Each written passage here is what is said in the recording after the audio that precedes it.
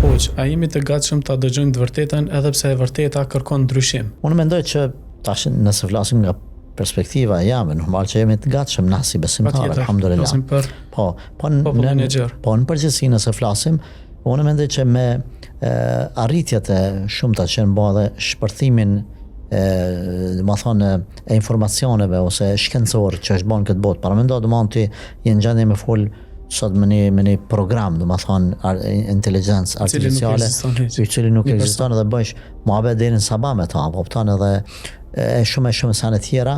Atëherë nuk mendoj që njerëzit nuk janë të gatshëm nga ky aspekti social, ekonomik, shoqëror etj. Por e kanë një problem që tjetër që nuk jam të gatshëm akoma për me fillu me dëgju dhe me reflektu fjala Allahut azza xal te ta.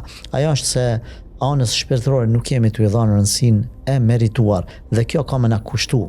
Jo neve si besimtar, unë jam i bindur se një njeri i cili i bjen Allahut 5 herë në sejdë, i cili e din që ka diçka hynore, e din që ka një botë tjetër, edhe ka lidh zemrën e tij, shpirtin e tij me botën tjetër, me xhenetin, nuk është i stresuar nga streset e kësaj bote, nuk është i friksuar nga rreziku, nga ngritja e çmimeve të naftës, nga mbyllja filan ngushticës edhe asaj e kësaj.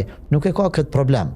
Normal se ne nuk po themi që të mos jemi të kujdesshëm në anën ekonomike të familjes etj, të mos i planifikojmë mirë. Jo, këtë s'po them.